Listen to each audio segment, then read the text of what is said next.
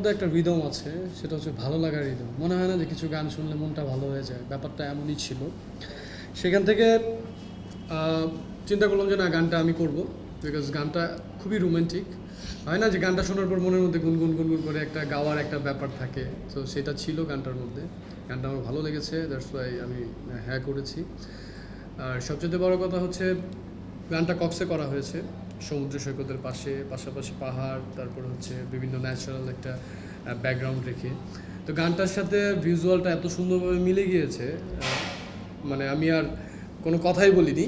সব কিছু মিলিয়ে যেটা আমার ছিল এক্সপেকটেশন যে না, আমি ওনার সাথে ফার্স্ট কাজ করছি, কাজটা কেমন হবে, তো ওইটা নিয়ে আমি একটু দ্বিধায় ছিলাম। বাট গানটা বের হওয়ার পরে মনে হলো যে আমি ফুটেজ দেখেছি, বের হওয়ার পরে অডিয়েন্স বুঝতে পারবে। অলরেডি তো আমি বুঝেছি যে আসলে নিজের জিনিসটা নিজের কাছে ভালো লাগেই, দেন অডিয়েন্স বলবে যে না, জিনিসটা ভালো হয়েছে।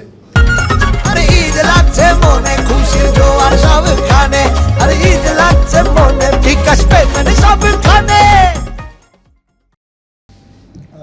তুমি তুমি রে গানটি একটা রোমান্টিক গান।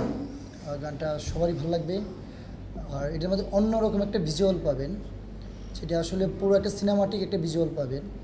আর সর্বপ্রথম আমি একটি কথা বলবো, সেটা হচ্ছে আমার যে প্রডিউসার, উনি হচ্ছে ইয়াহিয়া ভাই।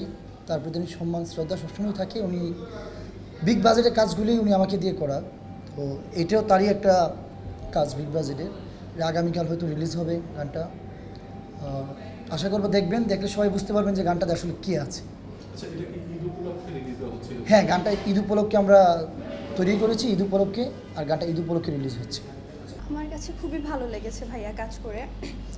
আর শিশির ভাইয়া তো খুবই ভালো, সে তার সাথে আমার কমফোর্ট জোনটা ছিল। আমি বুঝি নাই যে ভাইয়ের সাথে এত সুন্দরভাবে আমি ক্যাচ করতে পারবো, ভাইয়ার সাথে তালে কাজ করতে পারবো আর কি।